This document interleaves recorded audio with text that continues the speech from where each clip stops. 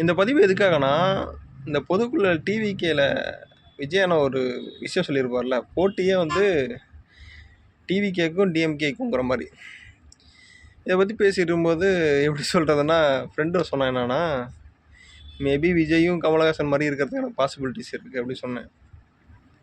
சொன்னாப்புல. அப்ப நான் இத பத்தி விசாரிக்கும்போது, ஆமா உண்மையா இருக்கிறதுக்கான பாசிபிலிட்டிஸ் இருக்கு. மேபி என்னன்னா, 21ல எப்படி கமலஹாசன் டிஎம்கேவ எதிர்த்தாரோ, அதே வீரியத்தோடயே டிவிகேவும் எதிர்க்குது விஜய் அண்ணன்.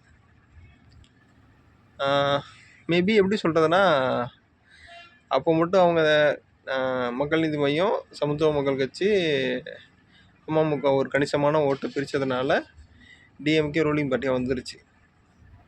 அதே ஃபார்முலாவை தான் இப்பயும் யூஸ் பண்ணுறாங்களோ அப்படிங்கிற மாதிரி தோணுது. அப்புறம் எப்படி கடைசி படம் சொல்லிட்டு வந்திருக்காருல, அவர் இனிமேட்டு அடிக்க போக மாட்டார். 26 எலெக்ஷன் முடிஞ்ச அப்புறமேலுக்கு படம் அடிக்க போனால் ஏன் அடிக்க போகணும்னு நம்மளால் கேட்க முடியுமா என்ன? வாய்ப்பு இல்லைல்ல. அப்புறம் ஏன் அதை பற்றி யோசிச்சுக்கிட்டு? ஒரு விஷயம் முடிஞ்சதுக்கப்புறம் நமக்கு தான் மறதி அதிகம்ல, அதனால் அதை பற்றி பெருசாக கண்டுக்க மாட்டோம். அது மட்டும் இல்லாமல் அவர் பண்ணின விஷயங்களை வச்சு பெருசாக பார்க்கும்போது, அவர் உட்கட்சி பூசலில் ஏகப்பட்ட இஷ்யூ நடந்தப்போ பெருசாக அவர் வாய் திறந்து பேசின மாதிரியே தெரியல.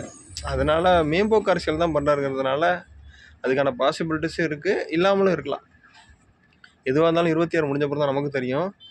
எனக்கு என்ன ஒன்றுன்னா, 26க்கு அப்புறமேலுக்கு இந்த டிவிகேன்னு ஓடினாங்கன்னா இளைஞர்கள், அவங்க தான் இதனால் பாதிக்கப்படுவாங்கங்கிறது என்னோட சின்ன கருத்து. எதுவாக இருந்தாலும் காலந்தான் போது சொல்லும்போது என்ன நடக்குதுன்னு பார்ப்போம். நல்ல எண்ணங்களை விதைச்சு நல்ல சமுதாயத்தை உருவாக்குவோம். நன்றி, வணக்கம்.